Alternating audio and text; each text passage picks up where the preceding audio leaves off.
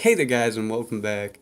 I just wanted to make a couple tutorial videos on like how to play disloyal units, what this one is when and how to and not to play disloyal units.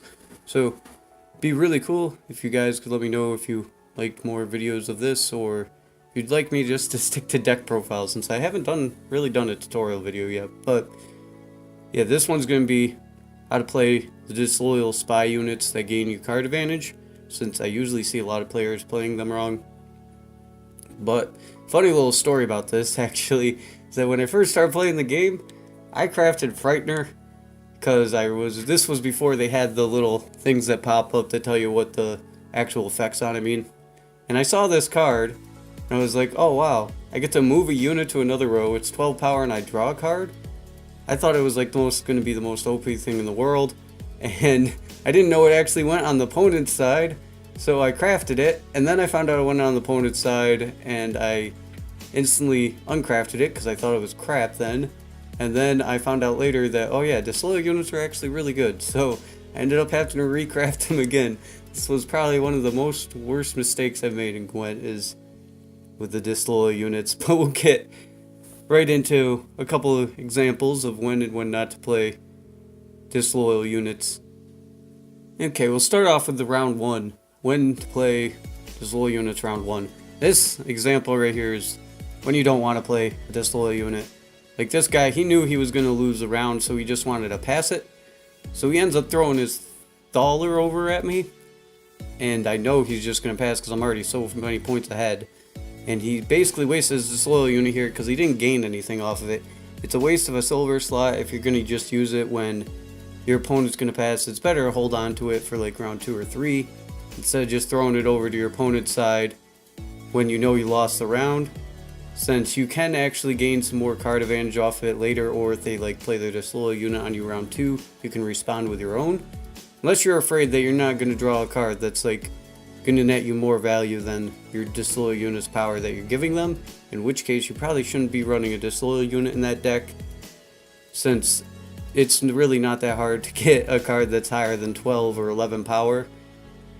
So that's one of the examples of how you don't want to use a disloyal unit for sure.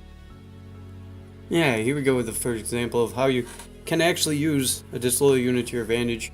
This works best if you go second, and it's kind of abusing the coin flip, but like if you know you have a way to pass your enemy and you have the disloyal unit, like if I know I can pass him in power if I just throw this disloyal unit over, then it would be a good point to play it, because then you can take an easy round 1 on even cards, which can be really helpful. So I mean, because you're going to put your opponent in a situation, if you do this, where they either have to keep playing 2 cards down, which they don't want to do. That'd be pretty bad for them, because even if they win the round, they're going to be 2 cards down over you, and that's never going to be good. So I mean, if you want to play out if they actually decide to play out the round after you throw your disloyal unit over round 1, and they decide to go 2 cards down, you can keep playing, but you have to make sure that you can win it in 1 card before you actually decide to keep going.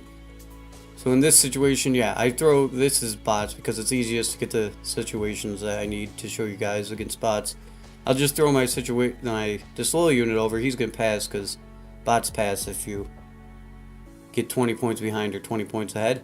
So yeah, like he was in a bad position if this was a real player, where he'd have to go 2 cards down, and I mean he's 21 points up. So I could easily take round 1 now in 1 card. Play John. Grab marching orders and the Witchers, and there we go. I got the easy round 1. I had to spend like all my silvers and golds to do that, but in most situations, like if you're running Crones or some other high tempo card, you can do that too. So that's just an easy, tricky way to take round 1 or make your opponent go 2 cards down. And I mean, if you're running a deck like Northern Realms, usually they have a really strong round 1 and a really strong round 3, so now you could pass and like be 1 card up, have double final say, and yeah, you're probably going to win at that point, because Northern Realms is pretty ridiculous in those situations. But that's one of the ways you can use your disloyal unit. Now, another way to use your disloyal unit round 1 that can be pretty helpful is if you guys have been fighting it out a little bit, You know you can easily recover from playing the Disloyal unit, or you're running weather, because then you can use it to like move something into the weather, or just throw it into the weather and then it'll keep taking damage. And that's a good point to use it, because you're going to get card advantage and you're going to put your opponent in a spot where, I mean, if they went first, which is one of the biggest things with Disloyal units, if your opponent goes first, it's just crazy how strong they can be. He's going to have to play with 2 cards down, and since he's already invested into the first round, it's a harder choice to make if he should go 2 cards down and still try to win it, or just give you the round and end it on even cards. Or say if you're ahead, if you can throw your Disloyal unit over and you'll still be ahead, that's also a really good time to play it round 1, since you'll gain card advantage, and even if they pass, you'll still win the round, and they basically spent a card for free on you. So right here we just play our Disloyal unit. We'll play it in the fog. Move that guy over there. Now we get a free card. He's 11 points ahead at this point. I could easily pass him if I wanted to, or he has to keep playing 2 cards down. And now even if I pass now, yeah, I got 2 card advantage. That's pretty good. So even if I dry passed, then it'd still be, I mean, even if he dry passed me, I'd still be 1 card up in the final round, just because of the way the card advantage works. Or I could keep playing it out since he decided to play it out, and I could probably take the win because this is computer. But you need to know your deck better to know that. So yeah, that's another way that's really good to play. Use your Disloyal unit in round 1. Alright, going into round 2, this is one of the ways you don't want to use your Disloyal unit, and that I see a decent amount of people do, is if you won round 1 and you're just going to pass after you play your Disloyal unit, don't do that round 2, because you could actually use it to get more card advantage later on. Since playing it right now, if I played it right now, he played a card and then I passed, I'd actually gain nothing off my Disloyal unit, since he would win the round then. But it is okay to play it if they have carryover that beats your carryover into round 2 and you won round 1, since that will actually gain you a card since they have to play as long as you want to, or if you want to bleed them out round 2. Like if I wanted to try to bleed this guy out of some of his cards round 2, yeah, playing the Disloyal unit at the beginning of the round would be pretty good, since he has to play as long as I want to play. So that would make it so that way I'm pretty safe, because we're going to end on even cards even if I lose a round. But what is better if you're planning on just dry passing after you play your Disloyal unit round 2 is to actually just dry pass round 2, because then they're forced to play a card. And then at the beginning of round 3, if we get to it in a minute here, you can actually play your Disloyal unit round 3. There we go. Throw this guy back. Don't need him. Alright, so those are cool. But yeah, you could use it like right now.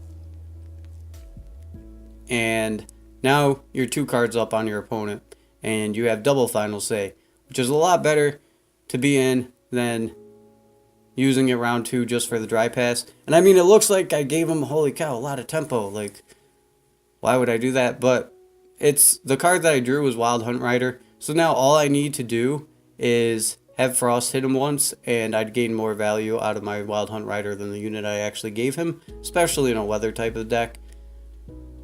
So yeah, don't use it to dry pass round 2. Just save it for round 3 in that case. Then you'll end up 2 cards up, and the card that you're going to draw is probably going to be more helpful to you than the 12 power or 11 power that you gave them.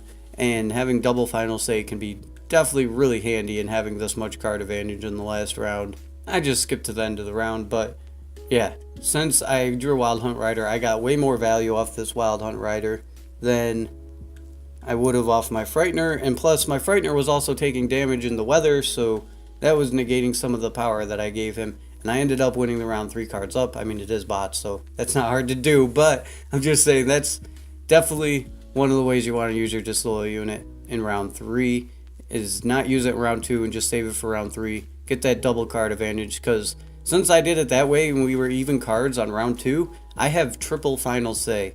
Like, he can't respond to my last 3 cards at all, so I get to just play them and I don't have to worry about him playing Scorch, or I could set up for the really nice Scorch or Igni if I was playing that type of deck. So definitely don't use it unless you're going to bleed them out round 2. And just hold on to it for round 3. You'll gain way more card advantage that way. And besides the just responding to your opponent playing the Disloyal unit, that's about the best ways to use your Disloyal unit and the ways you don't want to use it that I see people using it. So that is about it for this video, guys. I hope I was able to explain this pretty well to you guys so you have a better understanding of when and when not to play Disloyal units.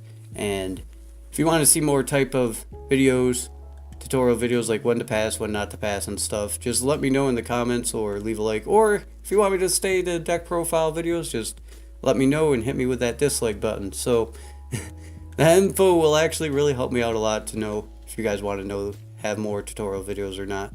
So that's about it for this one, guys. I hope you guys enjoyed, and I'll see you guys in the next one. Till then, have a good one.